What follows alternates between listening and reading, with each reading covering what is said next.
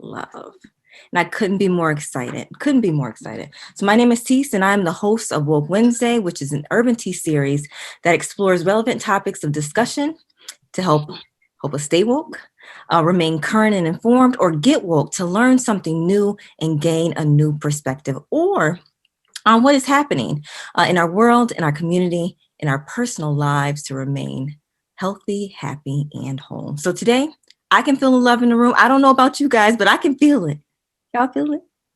Yeah. I feel it. Yeah. We feel it. Yes, we are going to delve right into Black love. Is it a myth or is it magic? That's the discussion that we're going to have today. I know I'm so corny.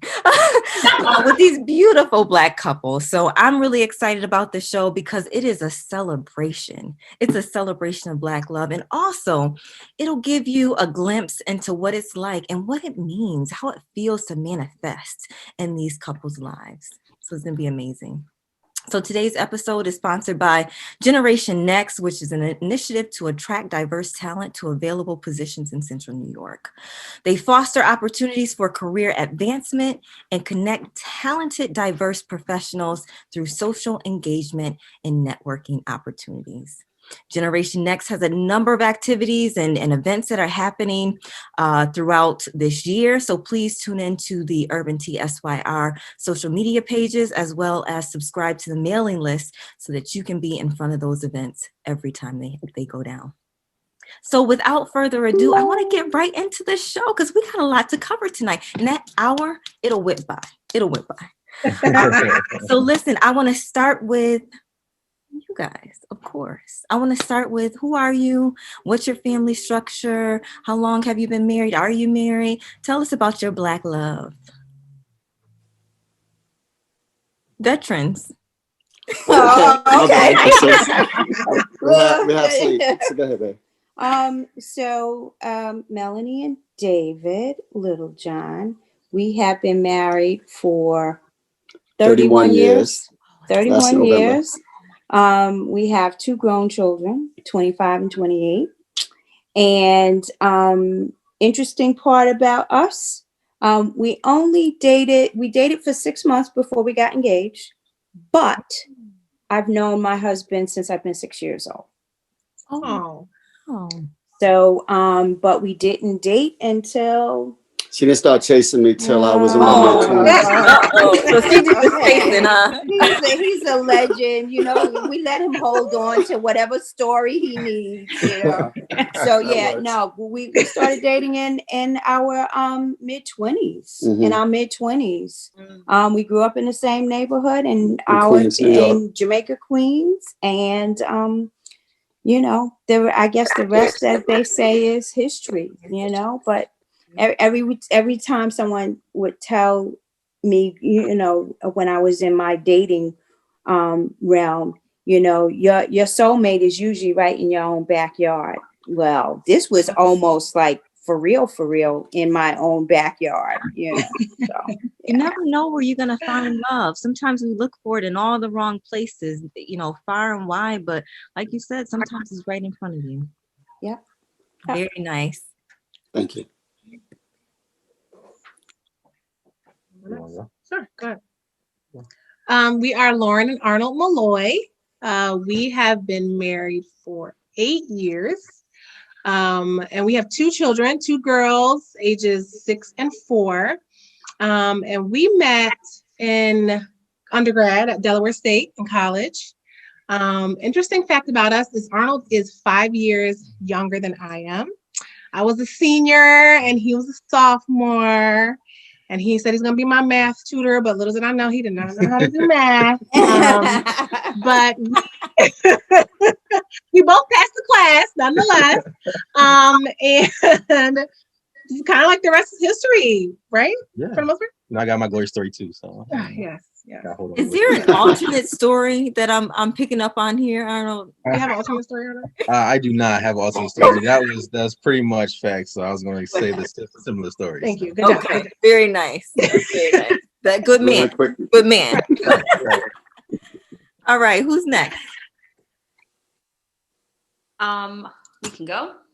I am Cassandra Dell. This is my husband, Dane Dell. We have been married for just below 3.5 Come on, it ain't years. been that long. 3.5 years. We have an almost 2-year-old. So if your mom, up until they're 2, you operate in months. So he's 22 months. And interesting fact about us. I'm gonna just say that. Oh God. She's not gonna say it, but she invited me out on a date. Oh, this is your time to shine clearly. Going that way. Okay, we'll own that. I actually did I initiated our first sort of get together. And then That's not exactly true, but she did invite me out on a but I'm I gonna leave it did. at that. I did. Very nice. Before we got married, I think we dated for about 10 years? 10 years before we got married. Oh, wow. Very nice. All right. Arlena, Demetrius. Good evening, everyone. My name is Demetrius, and this is Arlena. And we are not married yet. We are fiancés. We got engaged just last year, actually, in Trinidad and Tobago, where her family is from.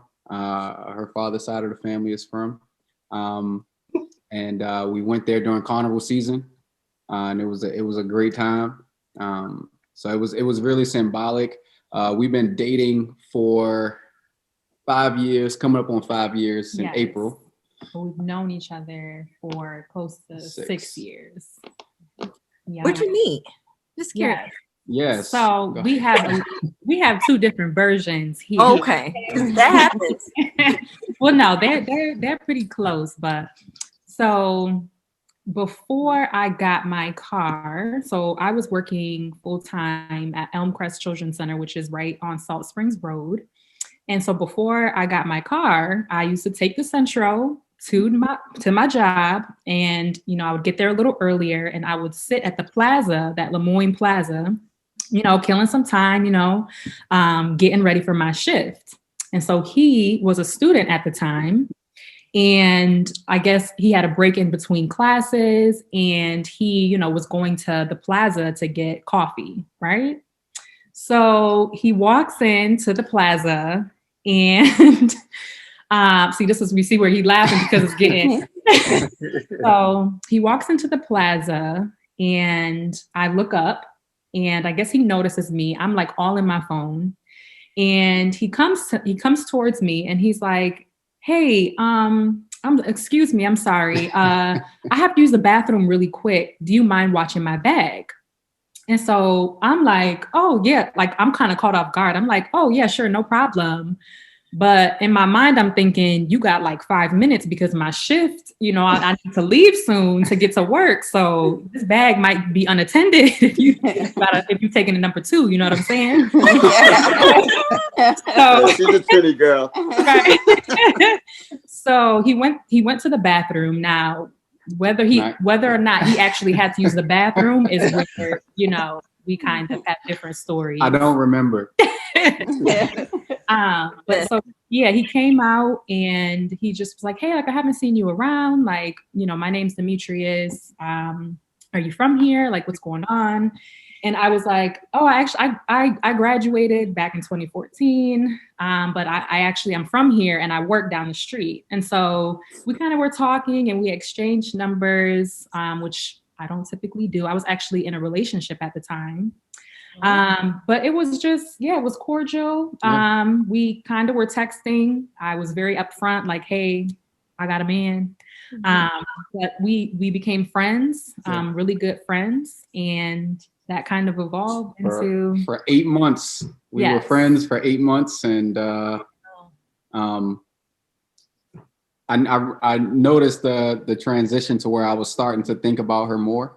And just kind of like in terms of like wondering like how she's doing. So I was very persistent. I would check in on her, every day or every other day and just say, "Hey, how's it going?" Knowing that she had a stressful job. And so I will say the following year, or April 4th, I said, listen, I don't know what's going on, but I'm going to ask her out. And so I cooked dinner for her in my dorm room. I was still a student at Lemoyne College, and made dinner and invited her over. And yeah, we had dinner and I asked her out. Wow. Look how love evolves. Yeah, I give you Right on time. Look how love evolves. That other dude had to go. Hey. Okay. And then He didn't log on yet. okay. All right. Thank you so much for sharing your love evolution. So I want to ask, this is a real simple question. It's simple for me, but for the people that don't understand or maybe not know, Black love, myth or magic? Magic. End of discussion. I mean, we just putting it out there, right? Yeah. Magic all around, right? It's a magical thing.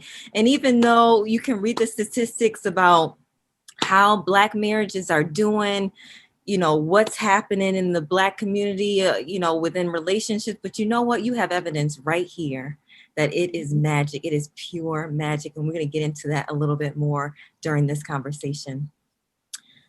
What is Black love?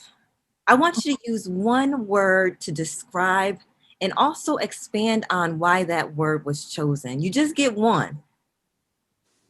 What you think? One as a couple or one each individual? Because we're still working on that in our marriage. I would say You guys can share. It's up to you. It's up to you. I would say legacy. In my opinion, I think that Black love, you know, we all have generational curses.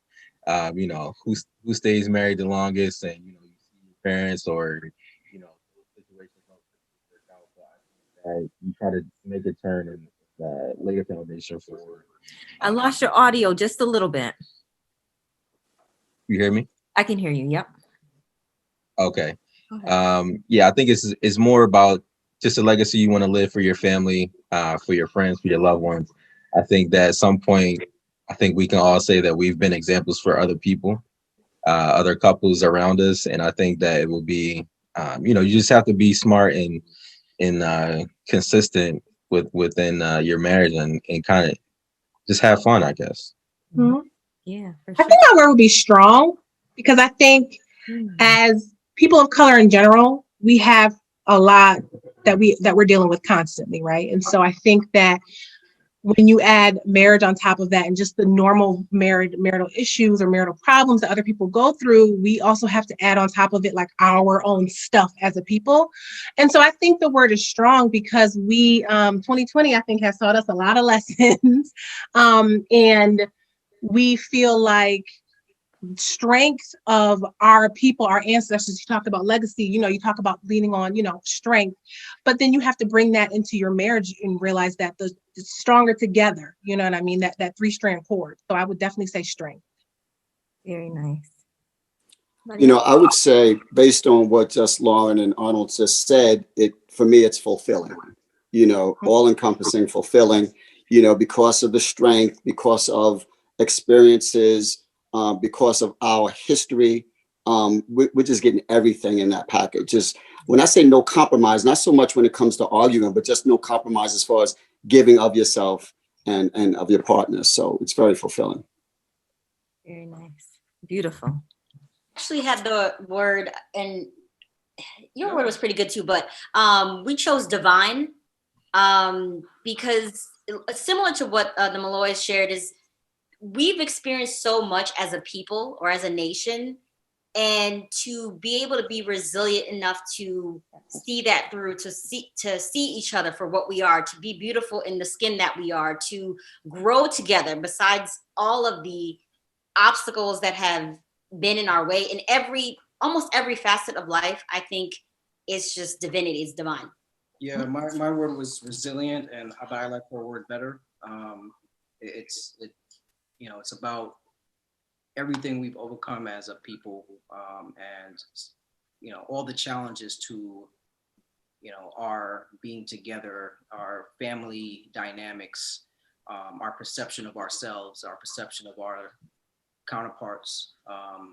It's it's divine that we're able to see it flourish as we can see it on this panel right now. Yes. I think our words were kind of taken. But I would say, in addition to all of those things, I would say Black love is special, no, multifaceted. I'll go with multifaceted. There's no one way to define Black love. And I think a lot of times, because of the challenges that we face as a community and as a people, we're always kind of subject to these stereotypes and these misconceptions. And I think love can be all of these things. And, we love differently. We're different people. There's different nuances that exist within our family structures and our cultures. And I think that's a beautiful thing.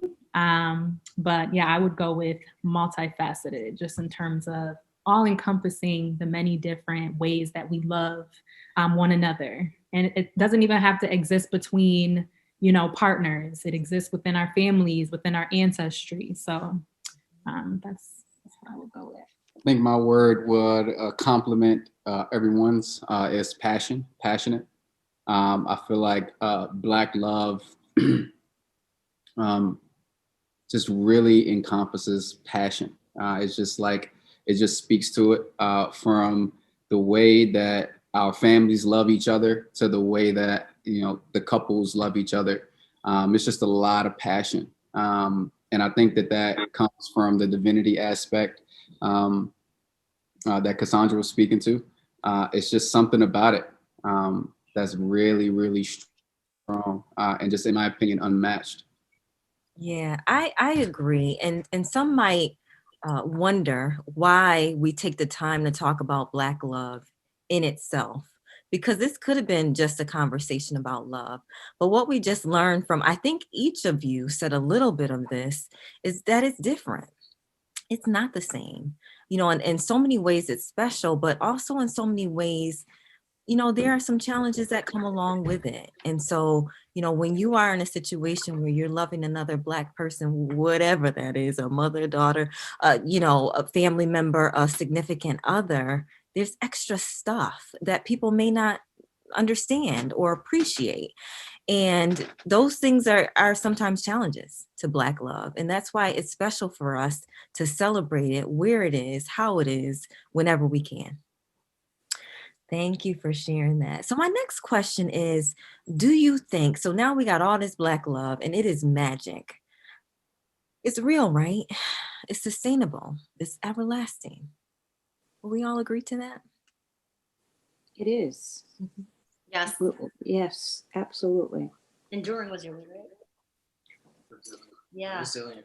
I just think that it is everlasting. Like any type of love, it's what you both, and even in family dynamics, it's what you bring to it. But we so badly want to see us do well. I mean, from ourselves, our counterparts, our children, the entire unit. You want to see us do well so badly that I think, us just being here alone is a testament to it being everlasting. Mm-hmm. Like time has shown that, through a lot, through a lot, yeah. It's still here. It's an expression of who we are as a people. Mm-hmm. And, Mm-hmm. We've been here, we've been through it all. So, it's the same thing with our love. It's gonna keep going. Yep. Yeah, it's go ahead. I'm sorry. I think when I think about being on this screen and watching and hearing these beautiful Black couples talk about our experiences and what Black love is, I think there's one word, and it's about being powerful, right? I am powerful because of the strength that I get from my partner. I am powerful because when I am in my relationship, I can just be.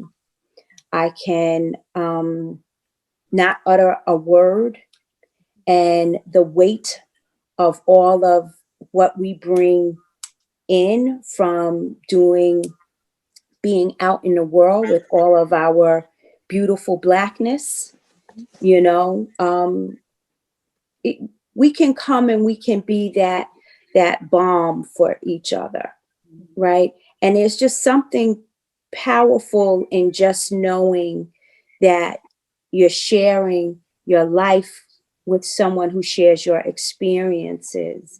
And because of that, I think it just makes me feel more powerful. It makes me feel steady. It makes me understand that legacy of love and resilience that we have as a couple is what I hope we transfer to our families, because it was transferred to us as well. I'm very blessed. Yeah, just that whole sense of power.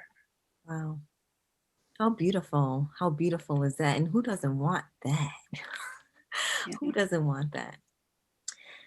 Power and the vulnerability of Black love as well. Because Yeah. as Melanie said, you know, there are so many times where we just leave the home feeling good and come back home feeling defeated. But my person, I don't think I've ever, and I tell them this all the time, I don't think I've ever been as vulnerable, like in my, you know, you're a mom and you're a businesswoman and blah, blah, blah, blah, blah, blah.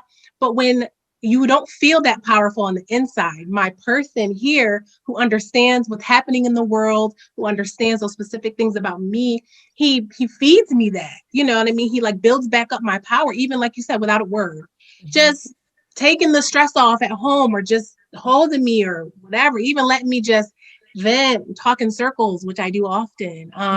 Just letting me be who I am, who I don't have to, you know, be a certain type of person with him. I think that powerful comes in being vulnerable, because I think a lot of times we as people are not allowed to be so vulnerable in so many spaces that other people get to be. And that I think is beautiful with, at least with Black love, is that when you have that power, you can also be powerless in your relationship and still feel good. Mm. Y'all are preaching. I'm here. I got goosebumps and everything. Yeah, I'm having goosebumps because you're saying the same thing. You're saying power and you're saying vulnerability in the same line. And what a beautiful thing that you can feel powerful at your most vulnerable. Right. Right? Because that's what I heard you say. And that's a whole word. That's a whole yes, that is a whole word. I like the aspect of the powerfulness in terms of the silence.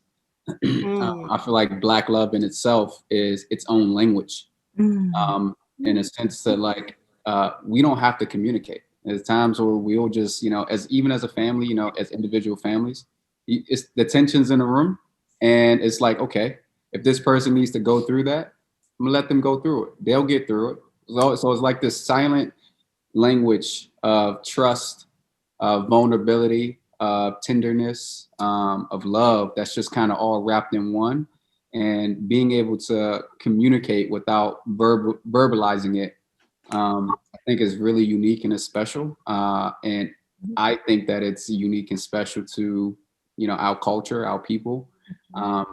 And so that's something that I cherish, and I really appreciate about Black love.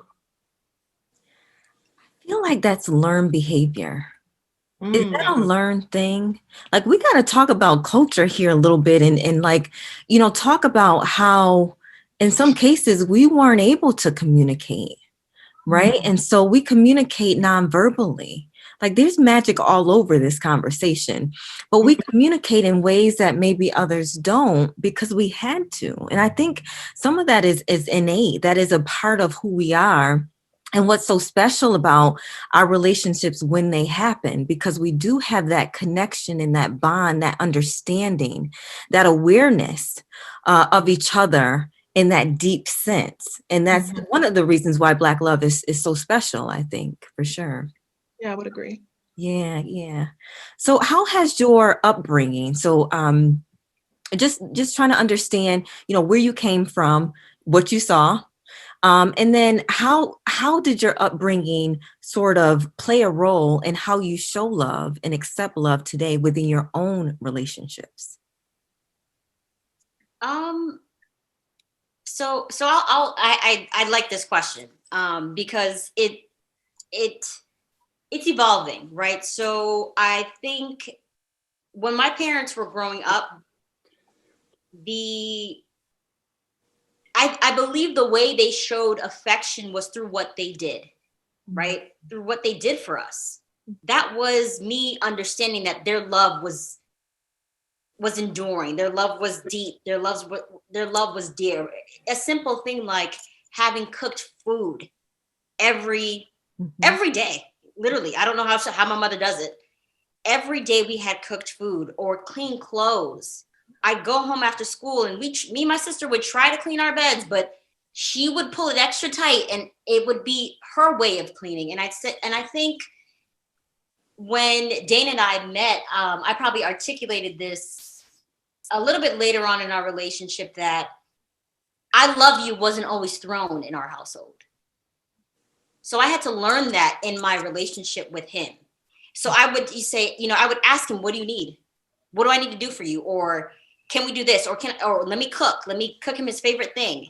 I showed love in that way. And it took a while for me to verbalize, like, I love you, because that was not a term that was actually used in my home. Yeah. Yeah, and I grew up a little differently. So I grew up in a single family home. A little bit later on in our relationship that I love you wasn't always thrown in our household. I think I had to learn. Is that right? Okay. So yeah, I grew up a little differently. So I grew up in with my mom being a single mom, and so I didn't really grow up seeing that relationship with parents and seeing how they sort of work together and developed a family and the dynamics of a relationship. But my mother was very affectionate as far as expressing her love, whether it's through her actions or her words. So she was very,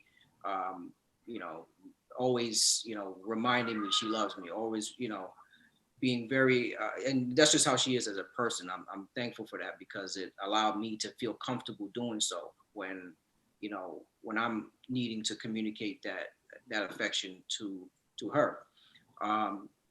And I think not growing up with that, seeing that relationship between parents is something that, it gave me something to want. So, growing up, my examples are like, Carl and Harriet Winslow and, the Banks and,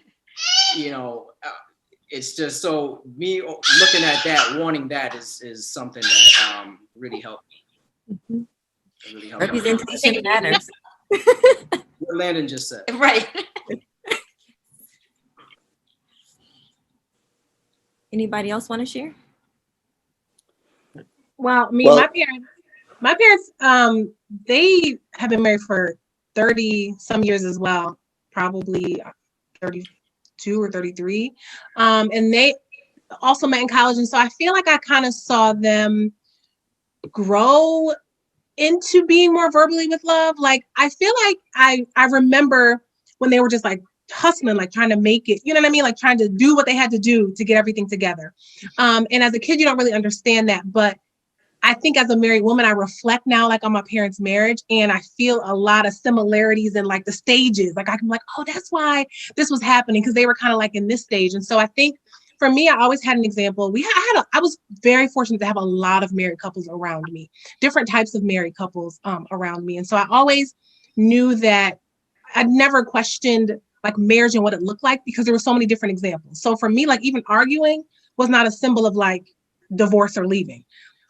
We got a lot of loud talkers in my house. Like we gonna yell. That's just how they communicate. And so it's not a bad thing. It's just the way that they communicate. And so I think maybe sometimes for Arnold, it was like, we arguing like we shouldn't be doing this. But to me, it was just like, we yell. That's just what we do. And so, but also not feeling like my way of marriage was the only way that it was supposed to be, because I had like a lot of strong examples. And I think that was where we had to compromise, like in terms of the love languages that you guys were talking about. How do I show love?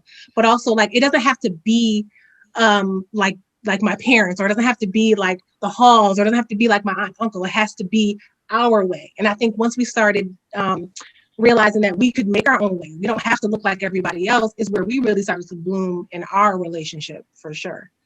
Mm-hmm. I had a different upbringing. We were very blessed. We lived in Harlem with my grandparents, my mother's side of the family, and then we moved to Queens. And I have 3 sisters and 2 brothers. So they call us the Black Brady Bunch growing up. And so it was pretty cool because we were very loud, very, very similar, very rambunctious, to say the least. There was only 8 years between the oldest and the youngest. So, and everyone had their different personality. But we had a decent house, brick house in Queens, and our grandparents lived upstairs. And we had that to look at daily. And my parents were married before my dad passed, 56 years. When they had their 50th anniversary, they asked my father what was his secret. And he said he didn't keep any guns in the house. So yeah, you had to know my mom. So, but, you know, I had that example. My sisters and brothers have that example. And what everyone just said, we bring our own personalities to the relationship. And sometimes that could be a problem, our own upbringing and our own history. But what we do have in common with Black love is what someone said earlier, the resilience, the knowing that, hey, we have gone through far worse for the last 300 plus years. We can do this, and we have to do this. And that in and of itself it makes things a little easier, because you know you have a common goal and we're in it together. Very good. You know, I asked that question. I don't know if Dimitri and Arlena, you wanted to jump in there, but I asked that question because I wonder, because we do come from so many different places, and, you know, we do want to model, you know, what we see. And sometimes that's a good thing, and sometimes it's not such a great thing. Some of us don't come from homes that, you know, stay together, or we don't come from, you know, homes where you have positive role models for relationships. And so that's why I asked the question, just to get an understanding of, you know, what did that look like for you, and how you were able to translate some of the positive things that you saw into your own relationships. Okay. I want to move on to a different question now. And we talked about it a little bit earlier, but just really briefly, tell me what you think is the biggest challenge that Black couples face.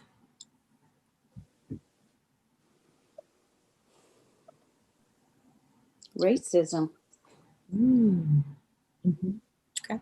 Right? The weight of racism infiltrates our homes and our relationships in a way that nothing else intrudes. You know, so when we think about racism, we think about our Black men and now quickly our sisters being incarcerated at rates that, you know, at astronomical rates.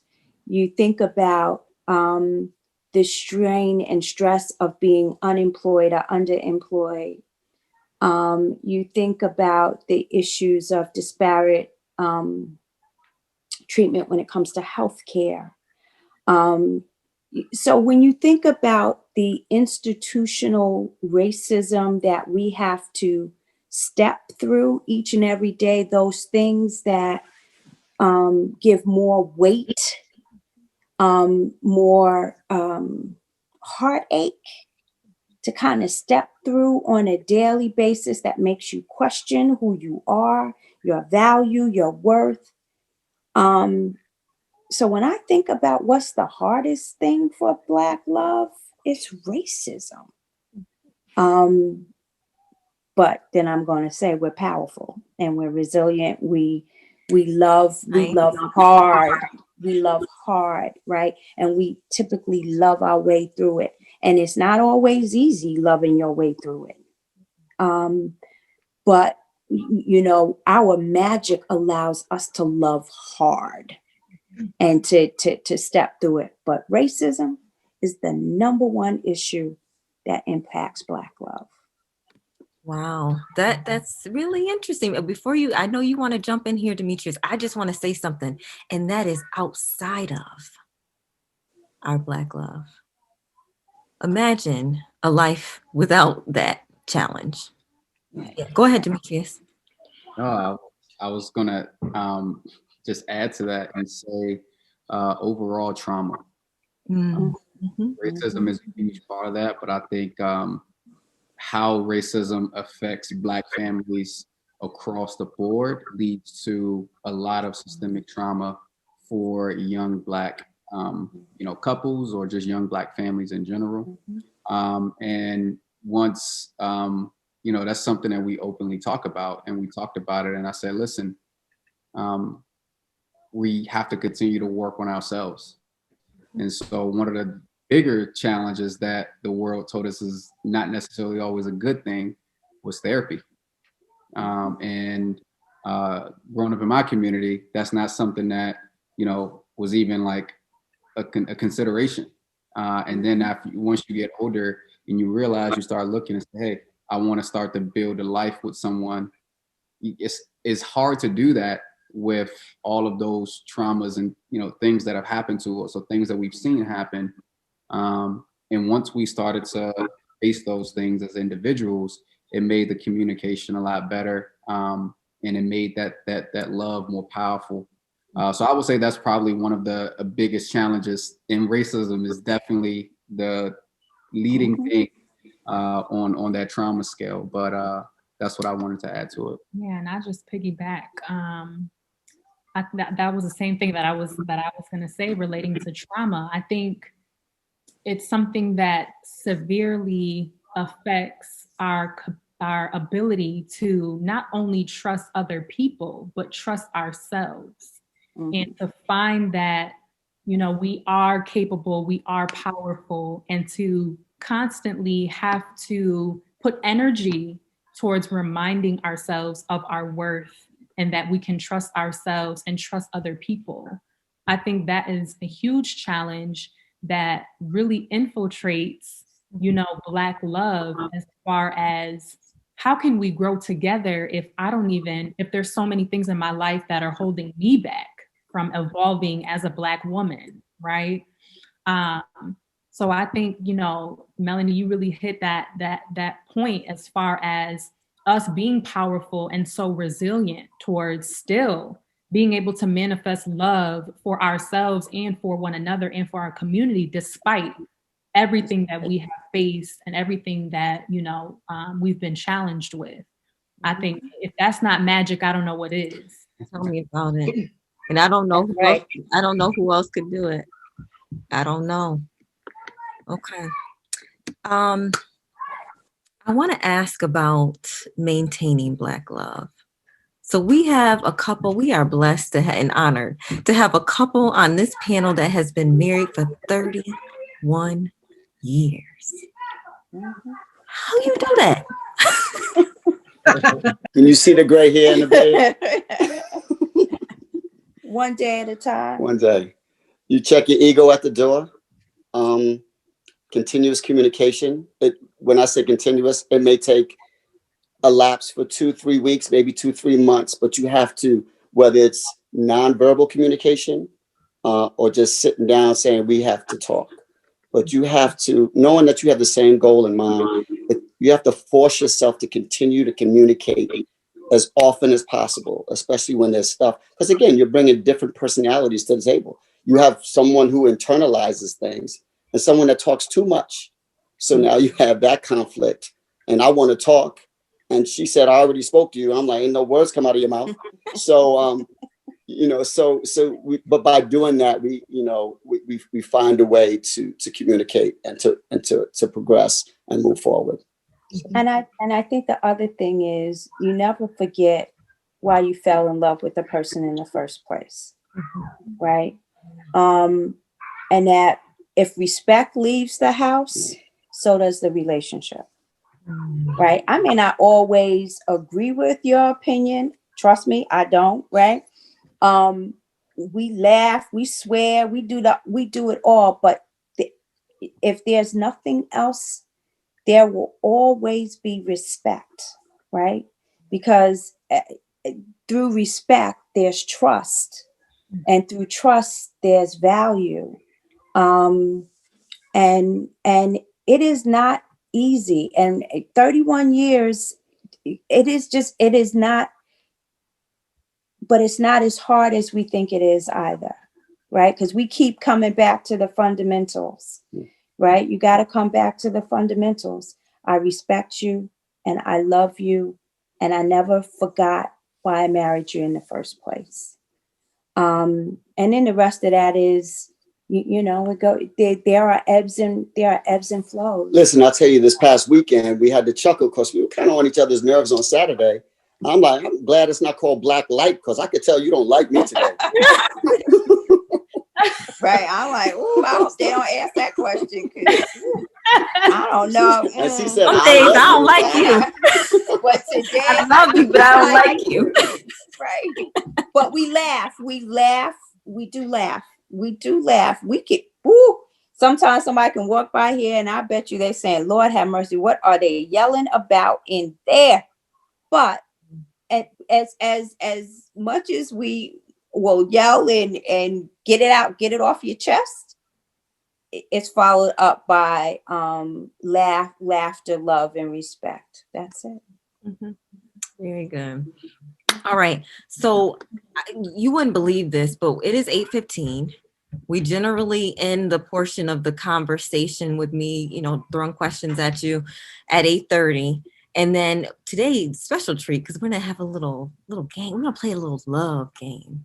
But I do want to ask a couple more questions before we end this portion because it's kind of important. I wanna understand, and just really quickly, if we could, and you know, one line or more, just a few. How does children impact your relationship?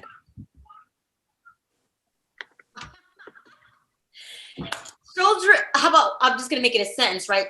Children will impact your relationship. Don't think that it won't. And I think some people just think like, oh yeah, we're just going to have a bunch of babies and we're just going to control and pursuing our dreams. And it's just on the up. No, children will impact your relationship dynamics when you're married. They impact every aspect of the relationship: finances, time together, time, commitment to your other endeavors individually, time with other families, your friends. All of it is impacted. I think having an almost 2-year-old now, I was bamboozled. I did not know it was going to be this hard. And one of the things, the sleep being one of the biggest aspects that, you know, do I have enough energy to show up for myself, let alone my child and my husband and anybody else that I am in service to or work with a little bit later on in our relationship. So that has been, it does impact it. And we're still, of course, in the beginning phases. I want to hear from the little Johns because, yeah, we need help. Send help, SOS. Well, you know, with 20-year-olds, you don't sleep either. So, you know, and you know, this goes back to my racism thing too. You know, having Black boys, I want to hear that car pull up in the driveway, right? You will always be a parent. Right. And I worry about my child who lives in Maryland for the same reasons. Right. But at the other end of it, it is children typically, sometimes it becomes you and your husband against your children, you know, just trying to help them grow into the people that they need to be has helped us grow as well as human beings, because they test the very essence of who you are as a person. And I love it. I wouldn't change it. Not at all. I was listening to something the other day where they were like, you know, we work as a couple to understand, try to have growth and reflection in our marriage. You know, you should try to have that within your kids as well. And so, you know, understand your kids' love language. Yeah. You know, if your daughter, if your kid is always Your audio cut out some. You hear me? Yeah. Okay. If your kid always is up under you and they want that affection and love, instead of sometimes, it may not be Convenient. convenient in that moment, but trying to understand that love language that they want that embrace and want that affection. And hopefully, once you tell them to do something later on, you'll get that impact, that response you want. Hopefully, it works sometimes. Yeah, sometimes. Sometimes it works, sometimes it doesn't. That's All right, couple more. Power dynamics. Now we're talking about, and again, I know these are weighty questions, but we got like this much time. But I want to at least drop a little bit on the people, right? So they get a little bit on this. So power dynamics and money, do they play a part in your relationships? How do they show up? This is going back to even traditional roles. How do they get play out? How do they cause conflicts? Is there any conflict there with that? What are your thoughts on power dynamics and money within the relationship? I think money is always a heavy question in general, especially when you're trying to make it, you're trying to earn it, you're trying to get more, you're trying to save, you're trying to do different things. And then when one thing I always say is like, we didn't really talk. We were just like, we love each other. We fell in love. Let's get married. But we didn't really talk about those things in detail. And then when it got tough, we were like, well, I don't get it. Like I thought love was going to pay the bills, or in general. That's not the truth. So people out there, you need to have the conversation about that. But I think for me, it goes back to the trust, and it goes back to what Cassandra was saying about trying to build your goals. I think both of us are very entrepreneurial, but we know we want to. So I have my own set of things I want to do. He's trying to grow. We moved here for his work, which means I kind of had to stop what I was doing. And I never resented him for that. Like I want him to grow and to do what he needs to do in his industry, and whatever I need to do to support that. And my mom always say it has to be one person at a time. Sometimes it can't be both people at the same time, and you're going to have to be able to be okay with that. And depending on who it is. So I think the power shifts. And when you have a good partner, they complement that. So sometimes it's my turn, to be busy and to do the things or whatever. Sometimes it's his turn to do that. And I think it's very important to be able to trust that you're going to have your turn without being upset with the person, because sometimes you don't know what the season's going to bring, if it's long or if it's short. And right now, we're definitely in a season of another set of changes is going to come. And we have to work that out together. And so the power, it shifts. And I don't mind giving him the power. He doesn't mind giving me the power when we need to. I love that. I will tell you this very quickly. We both work in corporate America, and Melanie moved up here to Syracuse. Even though we're both from Queens, I had a corporate job here in Syracuse, and she moved from Queens up here. And so she followed my career for the first 4 or 5 years, and then my company was worldwide, so I could have, in our corporate headquarters in Detroit. So she landed a better job, and then we saw what ended up happening is we took a step back and looked at, okay, what do we want to do? We want to kind of stay close to New York where our family is. So I don't need to be in California. I don't need to be in Texas, which my job tends to do. So we said, okay, so we shifted, just like you said, Lauren. So all right, you have the opportunity to progress in your career, and we could still stay kind of local. We have a better chance. And looking back, we were very fortunate because it worked out very well. I had a lot of flexibility with my job. Yeah, I could have probably been promoted, X number of times or whatever, and lived God knows where. But I was able to go to basketball games and soccer games, and I had some flexibility in my job. I couldn't put a price tag on. So we were very fortunate. A little bit of luck, but like you said, Lauren, a lot of communication, and let's figure out what we need to do. At least give ourselves a chance to go in this direction. So we're just chuckling because we're literally in the midst of that. Like right before we got on here, we got a phone call about something else, and we were just talking about that. So what you're saying is speaking directly to us right now, and you're giving us some good advice. So that was divine and on time, for sure. All right. thank you. Mhm. Good. I would say for some of the younger couples out there who are moving towards marriage, definitely talk about finances before you even get engaged to someone. That was something that we talked about.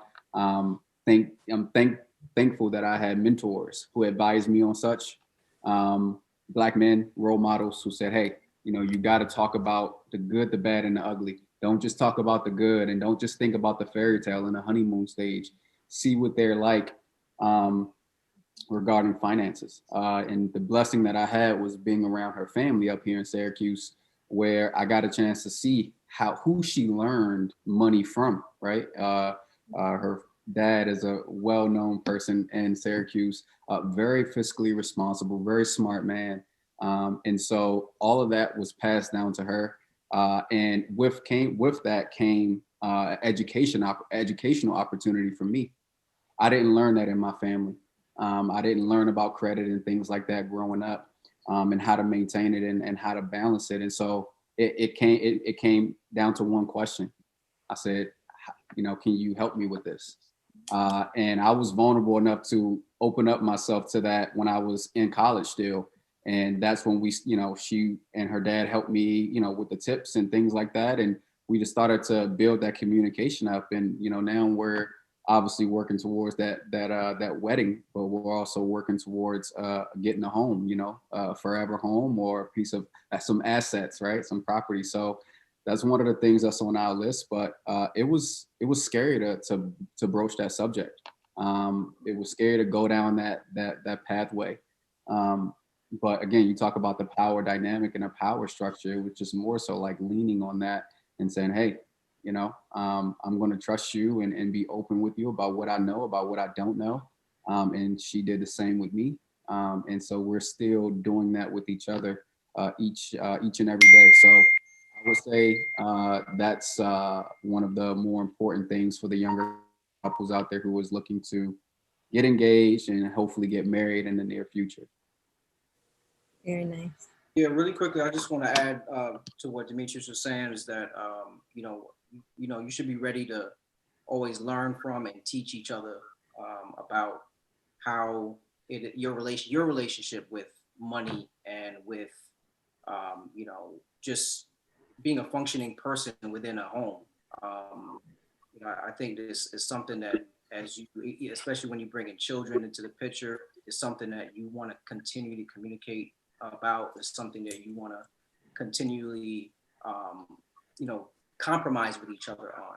And we talked about earlier about how your upbringing plays a role in how you sort of manifest and operate in that manner. Mm-hmm. And it's important to be fully disclose those things. So there's things I can understand about how she grew up and what her mentality is when it comes to money and when it comes to roles in the home, and there's things that she understands about me where we can have that back and forth, and we can have that compromise, and we can understand each other, so we don't have to spend too much time being upset with each other when we're not in our doing the things that we feel like we want to be doing in that moment. We can understand and respect what's going on with our partner. So it doesn't have to be a bad thing, right? There's a way to work through any sort of power dynamics that may be going on. But what I heard is you got to communicate, you got to listen, and you got to allow for the shift to happen within your relationship when it needs to happen. And that wasn't something that I knew would come out of this conversation, but I love that power shift and being able to step back and say, okay, go ahead, do you, because I got you, so power shift, that's awesome. Thank you for sharing that and bringing that terminology to life for us. 2 more, and then game time. I want to ask, how do you guys keep your relationships spicy? Now, I want it short and keep it clean, but but how do you keep your relationship spicy? Go ahead, hon. We go to bed early. There you go. We both at the same time go to bed early. We better ask the young kids. Y'all youngins, talk to us. We forget sometimes. We lock doors around here. That's a good one. Keep the doors locked.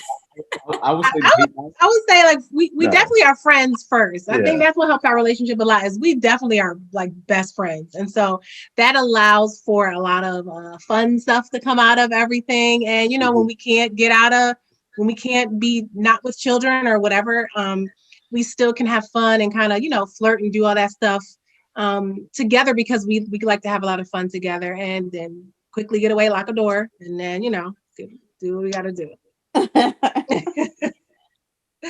Well, we don't have kids yet, so Y'all are where we are Change now. everything. but I would say, yeah, we have definitely, especially with, you know, quarantine, we've, you know, tried to be consistent with like date nights. So like the other, you know, last week we did like a paint and sip, you know, just bought some canvases and we're right here in our living room, put some jazz on and, you know, painted some stuff. We also started this card game. It's called the Skin Deep, I think. It was on Instagram. It got me.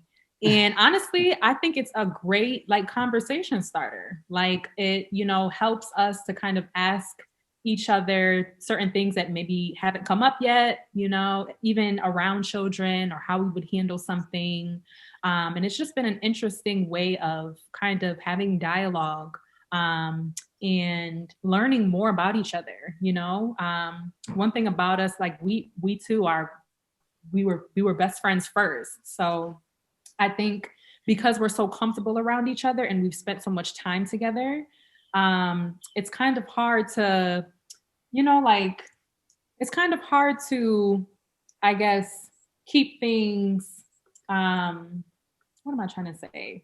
Because we're so comfortable with one another, I think sometimes it's easy to just assume that we know, you know, certain things or, yeah, yes. I know him. Like, okay, yeah, like, you know what I'm saying? I know when he's upset. I know when he's irritated, you know, whatever the case may be. But I think we're still learning about ourselves and each other. And, you know, we have a long way to go, God willing. So that's been an interesting way to kind of just, you know, step things up a notch and not be, I guess, afraid to answer certain things. It kind of brings our guards down. We relax, we have some wine or whatever the case is. And it's like, okay, so let's pick a question. Yep. And, you know, a lot of times the conversation really just evolves into us talking about so many other different things related to that. And so I think it's been very eye-opening and fun, you know. And it doesn't feel forced, you know. Yeah, like our check-ins, you know, with each other, it's just kind of sometimes they're random, you know. It's just like, yo, like, where are you at right now? How you doing? Sometimes that's needed, sometimes that's not. Sometimes the cards will bring it out even more, right, in a conversation. And it was just like, man, I didn't even know you was feeling this way, or I didn't even know this is where you were, you know, this is some things that you were internalizing. So yeah, no, it's great. Good. But I would say it takes effort. Is, you know, obviously all of you, everyone over here on the call that is older than us and more experienced knows that it takes effort. But to some of the younger couples, it's not easy to not always be consumed with yourself. It takes effort and energy, you know, to really go that extra mile and sit down when it's not always convenient. And when you do have something pressing related to school or to work or whatever the case may be, and say, is that the most important thing for me to do right now? Or is it more important for me to check in with my partner because I haven't seen her all day? And I kind of sensed some bad energy earlier when I came into the kitchen. So let me just go ahead and take that time now to just get it out the way and check in prior to us not seeing each other and then going to sleep. And I have no idea what her day was like. So it's work and it's effort, but it's worthwhile, in my opinion. Wow, look at y'all dropping gems. Come on now. Arlene and Demetrius, y'all go ahead. Okay. Well, now we are going to switch to our game portion of this evening. Do you have your writing utensils? Everybody all set? Good. All right, so we're going to start with the ladies. The ladies are I'm going to ask you a question. And I'm going to ask both of you a question. So the ladies have the pen and the pad. I'm going to ask the ladies a question about their partner. Ladies, you write it down. Your partners, in just a minute, they will reveal the answer to that question, and we will see what you know about me. Okay, so it is a Black Love What You Know About Me game. Let's get it started. All right, so ladies, what is your partner's favorite food? Don't let them see what you're writing. Don't try to cheat.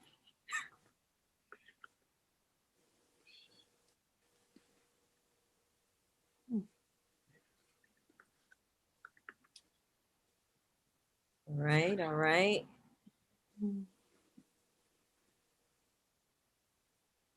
All right, we got our answers. Okay. All right, gentlemen, let us know. Let's start with David. Tell us, what is your favorite food? You know, although I didn't see what my wife put, she has the pad right here, and I'm trying not to look down. I couldn't even think of it, and I'll tell you why. She is the best cook I've ever met or ever encountered in my 57 years of living. My mom's not on this, is she? But she is. So honestly, what I used to love, she has expanded my horizons, and I love damn near everything she cooks, if not everything. And I just love all types of food now. And she is the reason why. We would go to a Thai restaurant 20 years ago. Next day, she'd cook up something better than a Thai restaurant. I mean, it was just like crazy. Korean food. I mean, you name it. And then, of course, Southern cooking. But so I don't know what she put, but. Oh, wow. Melanie, I'm coming over there. She's good. What she put? I can't read. Look, no matter what part of the world that I decided to cook in, it always had to come back to the main feature was always yard bird, right? So it was always some kind of probably chicken and waffles. Now that she said it, no, I'm just saying, that's your child's favorite, but chicken was always, I think, sure. Yeah, you're probably right. No matter what it, however I cook it, that's true. He loves chicken. Fried chicken and waffles. Yeah. All right. How about you, Cassandra? Dane, actually, you're going to tell us first, and then Cassandra will reveal what she guessed. It's a hard one. Let me see. Because don't think too hard. Don't think too hard. Because, if I'm home, it's got to be oxtail, but it's okay. Where you want to just take All right, Arnold, you're up. I'm gonna go. I'm a Southern boy at heart, so I'm gonna go with some good mac and cheese. What we got? Mac and cheese. Okay, we got 1 point on the board. Let's go. All right, Demetrius. Yo, I gotta go with my boy, man. Mac and cheese. What you got, Arlena? I love mac and cheese. Mac and cheese. Okay. So we got a tie going on here between the Malloys and Arlena and Demetrius. All right. So now we're going to ask the question of the gentleman. So pass your boards over to the gentleman. And here is the question. The question is, what locale would your partner love to visit? Repeat the question, please. What locale would your partner love to visit? For the first time or revisit, or it doesn't matter? This is for the first time. Okay. Let me know you're ready.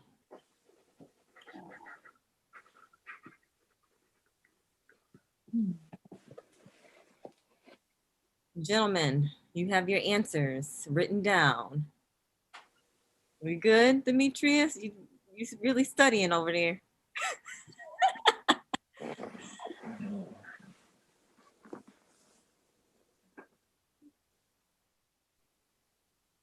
All right, time's up. Okay, so ladies, where you trying to go? Melanie? The motherland.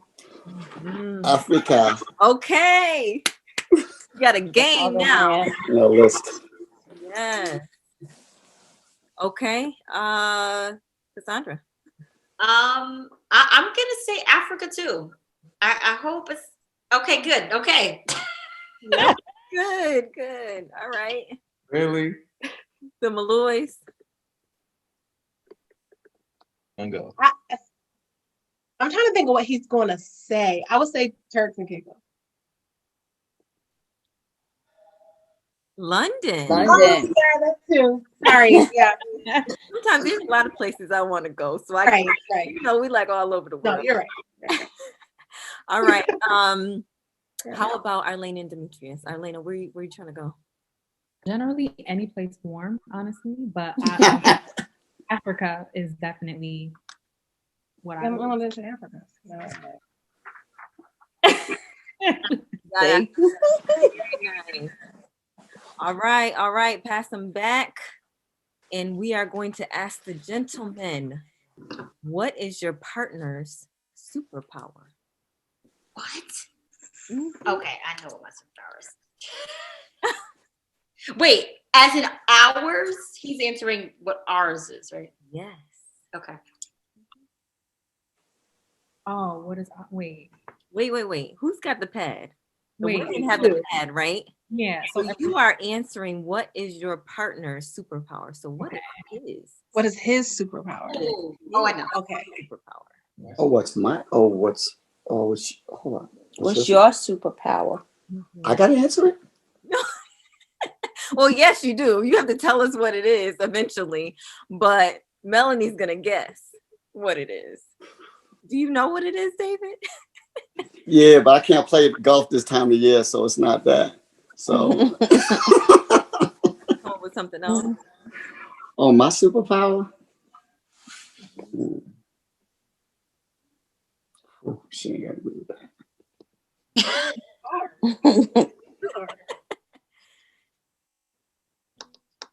All right, everybody ready for the most part? We got some travel buddies to Africa. Okay. Let's start with Melanie. Are you kidding me? I put this is Oh, I'm not weird. supposed to say something first? Oh yeah. Oh yeah, that's right. Yeah. Yes. Yeah, you first. What's your superpower? My wife. No, come on, that's not. No, don't even try. I'm telling that. you, that's my superpower. See, That's my superpower. Give me some sugar. Nah. Yeah. Come on, come up with another one. Passion. Really, that is not what she guessed. No, I know that's not. That's like what's the opposite of superpower? Humor. Yeah, that's really what I should have put. But you know what his superpower is? What is it? He's the most reliable person I know. If he says he's going to do it, he does it. So I called him Mr. Reliable. Yeah, that's a superpower. It is a superpower. Not everybody's like that. Yep. Okay. He does what he says he's going to do. Very nice. Dane, what's your superpower? If I had to guess, I would say I'm extremely patient. Oh, okay. Good. We don't lose again. All right. This is not an easy question. It's not hard. It's a hard question. So That's a good question. Okay, how about you, Arnold? What's your superpower? I think even through my a lot of times my introvert self, it's more about building relationships. No, that's good. I didn't write that. That's very true. He's great at networking and maintaining relationships. That's true. I put like his superpower is like the bounce back, the comeback, like achieving. You know what I mean? Like for long, like get a bump in the road. He's like, okay, 20 minutes later, okay, like what can I do? Who can I call? How can I fix it? That's what I would say. The fixer. Very good. You're welcome. All right. How about you, Demetrius? I would say take your time now. I would say that my superpower is genuineness and positivity. That is not what Arlena put. I can tell by her face. Yes. That's probably two of your superpowers, but that is not what she put. What did you put, lady? His third superpower. I put being a visionary. He has very good, like his ability to see something and then manifest it is just like out of this world. Like there's nothing that he doesn't see himself doing or can't do. Like he's like, if I can see it and I can formulate it in my mind, like I can manifest Let's it. go. Very nice. All right, so this is the last question of the game. Right now, I think I got the score right. I got 2 for Cassandra and Dane, and I got 2 for Arlena and Demetrius. And Melanie and the Malloys, you have 1 point. So let's see what we can do with this last and final question here. And this is for the Black Love game of what you know about me? Bragging rights. All right, so this is the last question. So who has the pen and the pad now? Because we should have switched. The gentlemen have the pads and the pens. You are going to write down what is the most attractive thing about your partner. Just one thing? Just one. I think he deserves some points. I'm telling you. Oh, you know what I'm gonna say.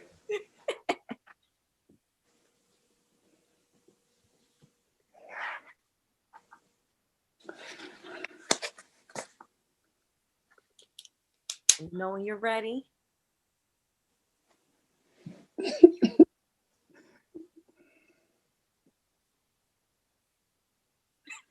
Looks like Arnold is changing his answer. Take your time. This is Put mac and cheese. Listen. This is for all the bragging rights. You don't mess this up. Don't mess this up. All right. So we're gonna start with Melanie. Tell us. Physically, eyes. Oh man, I put lips. Oh, lips. Yeah, eyes, lips. Same thing. It's more physical, but It's that same thing. she does have pretty eyes too. Yeah. I love all of her. We got gathering that, and it's a beautiful thing. That's what I'm saying. I'm coming over there with y'all. Don't learn how to cook. Some of that love too. Dane, tell me, what is the most attractive thing about Cassandra? Should she say first or should I say? I should probably say. You say in the. There we go. You say. Okay, I think that he would write my smile. This was very difficult for me. I believe it. Very difficult. But I did say her smile. Yay! Say that game, right? Look at that. Look at That's that. wrong. Good job. You know what? He surprised me there. That's a good. You know what? You paid attention. Good. All right. So Lauren, you will tell us, and then Arnold will reveal whether he was right or not. Did you like? Is it appropriate? Yes. Okay.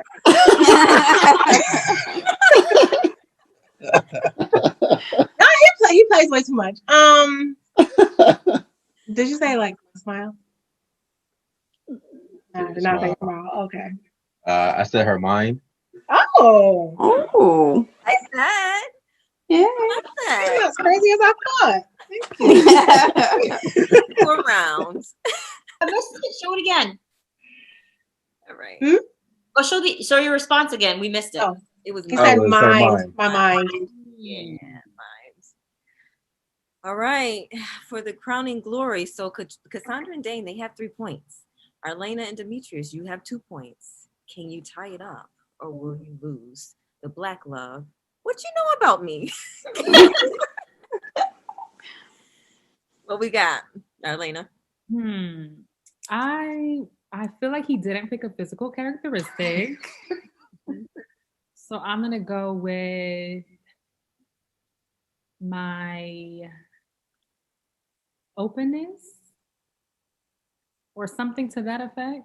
I, Mindset, something. okay, close, but basically, yeah, perspective. You know what? I feel like that is close enough. Yes, I I do. would say so. Yeah. Like that is close enough. And because Mhm. it is close enough, we want someone to walk out of here a winner. There's one more question. This one goes to the Dells, and this one goes to Arlena and Demetrius. You ready? Switch your pads.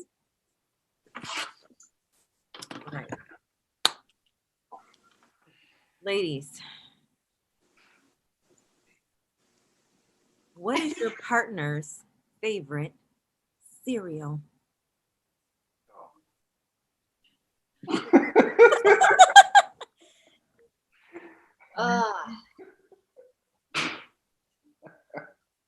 Favorite cereal? Oh my god. Favorite cereal? Come on, y'all. No cheating. Let me know when you have your answers locked. Pens down, eyes up front. See, if y'all were our age, it'd be some type of brand. All you would have to do is write brand, and it would cover everything. Whole wheat brand. Exactly. You guys ready? All right, gentlemen. Sandra, you ready?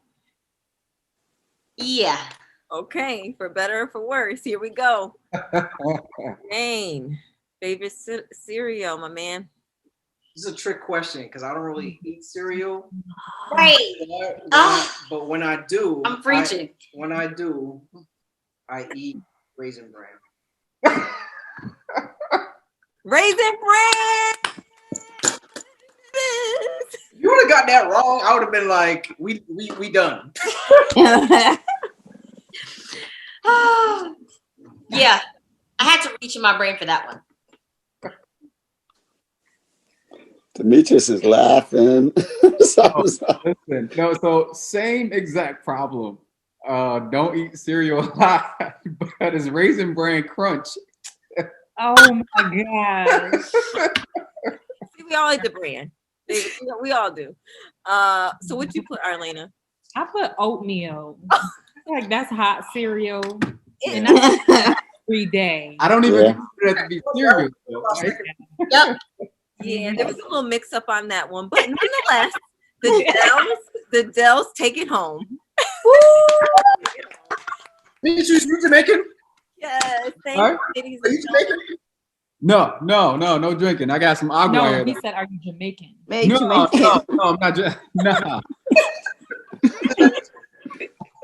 Yeah, I'm not drinking. The later it gets, the more fun. Oh boy. We just want the record to show that the Malloys consistently lose this kind of game. It's like this is our so we want a prize for losing this game because we lose it every time we play. Like it's just It has no reflection on how long y'all gonna be married. right. There you go. I mean, There you go. Not at all. Because you know what? All of us are in it for the long haul. It'll be 9 years in May. it will be 9 years. Woohoo! Yay. Yes, these unions are blessed. They are blessed. So thank you for playing that game with me and humoring us and also participating in Woke Wednesday. Thank you so much. I loved it.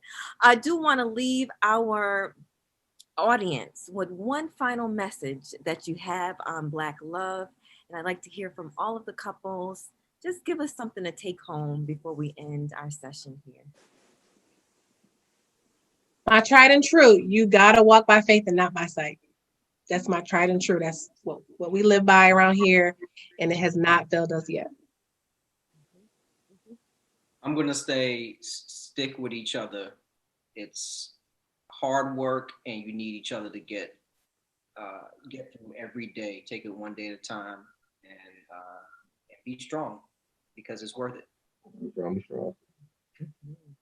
I would say open communication is key, and always find the best friends in your partner and hold on to that.